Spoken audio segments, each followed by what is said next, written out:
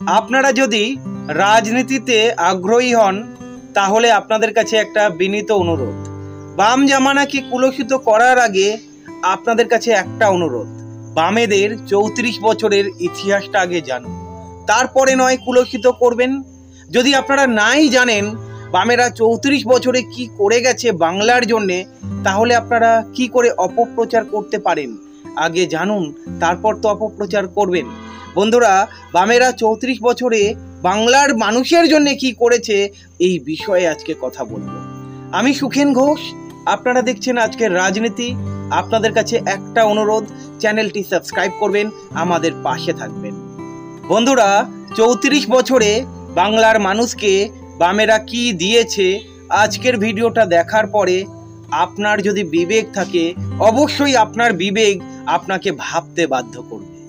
কিন্তু দুঃখের বিষয়, 2010 সালের পর রাজনৈতিক পট পরিবর্তনে মানুষ বামেদের 34 বছরের সংগ্রামের ইতিহাসকে কুলসিত করার জন্যে হাত ধুয়ে লেগে পড়েছিল। রাস্তাঘাট, স্কুল, কলেজ, অফিস, ক্যান্টিন সব জায়গায় মিডিয়ার মাধ্যমেও বামেদের নামে কুচ্ছা ছড়াতে তারা পিছপা হয়নি।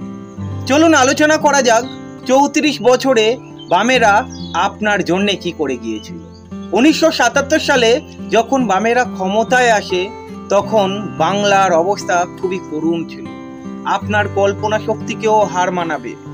আপনারা নিশ্চয়ই 70 দশকের বাংলা মুভিগুলো দেখেছেন। যদি বাংলা মুভিগুলো দেখেন একটা আন্দাজ করতে পারবেন, ওই সময়ে গ্রামগঞ্জের চিত্রগুলো দেখলেই আপনাদের কল্পনায় বসে যাবে সত্যি 77 দশকে বা 70 দশকে মানুষ কি অবস্থায় ছিল। সেখান থেকে বাম একটু একটু করে বাংলার মানুষকে আশার আলো দেখিয়েছে। 1977 সালে বাম যখন ক্ষমতায় আসে তখন বামেদের কাছে সব থেকে বড় চ্যালেঞ্জ ছিল গরিবের হাত থেকে বাংলার মানুষকে মুক্ত করা। বামেদের যেটা প্রথম পরিকল্পনা ছিল প্রায় 2,64,00,000 মানুষকে 1 টাকা কিলো দরে চাল বিতরণ করা। শুধু এখানেই নয়, শুধু আর্থিক সংকট নয়, 1977 সালের পর পশ্চিমবঙ্গে মাত্র স্বাস্থ্য কেন্দ্র ছিল 1326টি।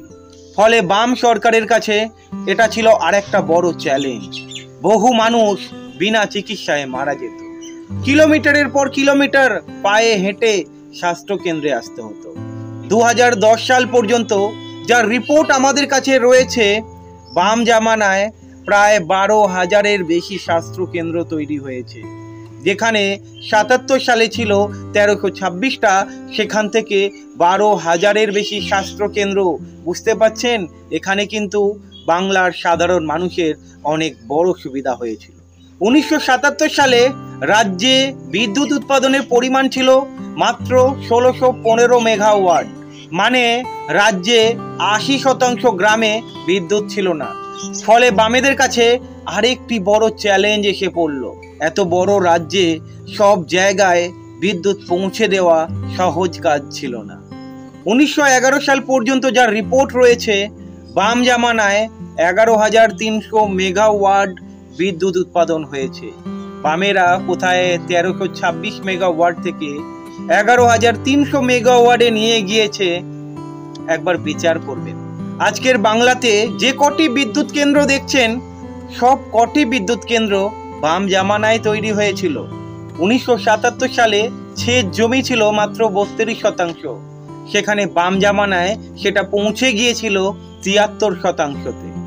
1991 সাল থেকে 1908 সাল পর্যন্ত শিল্পে বিনিয়োগের পরিমাণ আমাদের রাজ্যকে সারা দেশের মধ্যে 3য় স্থানে নিয়ে গিয়েছিল। 1910 সালে শিল্পে বিনিয়োগ হয়েছিল 15,052 কোটি 23 লক্ষ টাকা। আপনারা হয়তো অনেকেই জানেন না, বাম জামানায় 14টার বেশি বিশ্ববিদ্যালয় এবং 200টার বেশি কলেজ স্থাপন হয়েছিল। আর খাদ্য উৎপাদনের কথা যদি বলি, আপনারা হয়তো জানেন, অনেকেই হয়তো শুনেছেন, বাম জামানায় চাল উৎপাদনে 1 নম্বর ছিল, আলু উৎপাদনে 2 নম্বর ছিল, আরও অন্যান্য খাদ্যশস্য বাংলায় উৎপন্ন হতো এবং ভারতবর্ষের মধ্যে পশ্চিমবঙ্গ অন্যতম স্থান দখল করত। অপ্রচলিত বিদ্যুৎ মানে সৌর বিদ্যুৎ শিল্প উৎপাদনে 800 কোটি টাকা বিনিয়োগ করেছিল বাম জামানায়। আপনারা জানেন হয়তো পুরুলিয়াতে এই সৌর বিদ্যুৎ প্রকল্প চালু হয়েছিল, যেটা ভারতবর্ষের মধ্যে প্রথম। 1907 সালে প্রায় 35 কোটি টাকা স্টিল শিল্প কারখানার জন্য বিনিয়োগ করা হয়েছিল। আপনারা হয়তো অনেকেই জানেন না, বাম জামানায় ভূমি সংস্কারের ফলে প্রায় 84% জমির মালিক হয় কৃষকরা। প্রায় 30 লক্ষ কৃষক 11,70,000 একর জমি পেয়েছিলেন। আমি জানি না সেই কৃষকরা এইসব কথা মনে রেখেছে কিনা। আপনারা জানেন কি, বাম জামানায় বিদ্যুৎ সরবরাহের ক্ষেত্রে বামেরা অন্যতম স্থান দখল করেছিল। মানে পশ্চিমবঙ্গের বাইরেও বিদ্যুৎ সরবরাহ করা হতো। একটা কথা ভুলে গেছি আপনাদেরকে বলতে, একটা সময় ছিল আলু চাষিদের অনেক ক্ষতি হয়েছিল। ওই সময় পশ্চিমবঙ্গ সরকার মানে বাম জামানায় প্রায় 800 কোটি টাকা ওই আলু চাষিদের দেওয়া হয়েছিল, যাতে তারা ক্ষতির হাত থেকে বাঁচতে পারে। বন্ধুরা, 34 বছরে বামেরা যেমন শিল্পে উন্নয়ন করেছিল, শিক্ষায় উন্নয়ন করেছিল, স্বাস্থ্যে উন্নয়ন করেছিল এবং নন্দীগ্রামে আর একটা বিপ্লব ঘটাতে চেয়েছিল বামেরা, সিঙ্গুরে আর একটা বিপ্লব ঘটাতে চেয়েছিল বামেরা, কিন্তু মমতা ব্যানার্জির কালো জাদু মানুষকে বশ করে নিয়েছিল। ওই সময় আপনারা দেখেছেন মমতা ব্যানার্জিকে সাথ দেবার জন্যে কতগুলো রাজনৈতিক দল এক জায়গায় জড়ো হয়েছিল। আপনারা দেখেছেন পুলিশের ড্রেস পরে পুলিশ সেজে খুন করেছে সাধারণ মানুষকে, ধর্ষণ করেছে, পুড়িয়ে মেরেছে, আর দোষ দেওয়া হয়েছিল বাম সরকারের উপরে। ওই সময়ের কিছু মিডিয়া কিন্তু ওই দলগুলোকে সাথ দিয়েছিল আর মানুষকে বোকা বানিয়েছিল।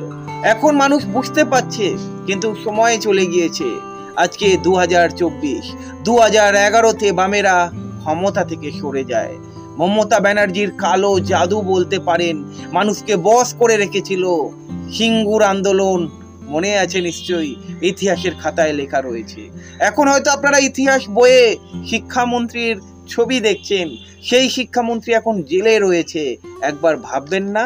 ভাবার সময় চলে এসেছে। বন্ধুরা, 34 বছরের বাম জামানায় কি কি হয়েছে যদি বলতে যাই, এই ভিডিও 1.5 ঘন্টাতেও শেষ হবে না, 2 ঘন্টাতেও শেষ হবে না। বন্ধুরা, হয়তো আপনারা অনেকেই জানেন না, দার্জিলিংকে স্বশাসিত পার্বত্য অঞ্চল কারা ঘোষণা করেছিল। মানুষ ভুলে গিয়েছে আজকে। বাম জামানায় বামেরা ঘোষণা করেছিল। পশ্চিমবঙ্গ ভূমি সংস্কার বিল কারা এনেছিল, মানুষ ভুলে গিয়েছে আজকে। পশ্চিমবঙ্গে রাজ্য কর্মচারীদের জন্য বেতন কমিশন কারা গঠন করেছিল, বামেরা গঠন করেছিল। আমরা যে পঞ্চায়েতে ভোট দিই, 30 স্তর পঞ্চায়েত ব্যবস্থা কারা গঠন করেছিল, 30 স্তর পঞ্চায়েত ব্যবস্থা বামেরা তৈরি করেছিল। পুরো ভোটে ভোটার অধিকারের প্রয়োগ 21 থেকে কমিয়ে 18 বছরে বামেরা এনেছিল। মানুষ ভুলে গিয়েছে। আজকের 18 বছর হলেই ভোট প্রয়োগের অধিকার পাচ্ছেন। কারা এনেছিল? বামেরা এনেছিল। আপনারা হয়তো অনেকেই ভুলে গিয়েছেন। West Bengal college service commission কারা চালু করেছিল? বামেরা চালু করেছিল। অনেকেই ভুলে গিয়েছে এই সব কথা। টলিগঞ্জে টেকনিক্যাল স্টুডিও অধিগ্রহণ কারা করেছিল?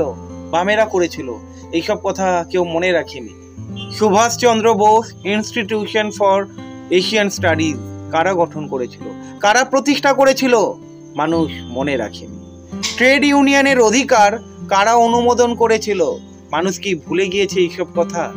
24 পরগনা জেলাকে 2 ভাগে ভাগ করেছে বামেরা, উত্তর 24 পরগনা এবং দক্ষিণ 24 পরগনা, যার ফলে ব্যবসায় যেমন সুবিধা এসেছে, বিভিন্ন স্তরে সুবিধা খুলে গিয়েছিল বামেদের এই সিদ্ধান্তে। শ্রী সিমেন্ট প্রতিষ্ঠা কোন আমলে হয়েছিল? বলরামপুর চিনি মিল কোন আমলে তৈরি হয়েছিল, প্রতিষ্ঠা হয়েছিল? অরিয়েন্ট সিমেন্ট বাম জামানায় প্রতিষ্ঠা হয়েছিল। টাটা মেটালিক্স বাম জামানায় তৈরি হয়েছিল, মানে পশ্চিমবঙ্গে এসেছিল। উইপ্রোর মতো কোম্পানি এসেছিল, ইনফোসিসের মতো কোম্পানি এসেছিল, আরো বহু কোম্পানি বামেদের হাত ধরে বাংলায় প্রবেশ করেছিল। হলদিয়া তাপবিদ্যুৎ কেন্দ্র, বক্রেশ্বর তাপবিদ্যুৎ কেন্দ্র, কোলাঘাট তাপবিদ্যুৎ কেন্দ্র, আরো রিসেন্ট যেই তাপবিদ্যুৎ কেন্দ্রগুলো হয়েছিল বাম জামানায়, সাগরদিঘি তাপবিদ্যুৎ কেন্দ্র, ত্রিবেণীতে যেই তাপবিদ্যুৎ কেন্দ্র রয়েছে, বাম জামানায় তৈরি হয়েছিল। তৃণমূল জামানায় কি হয়েছে একবার বলবেন?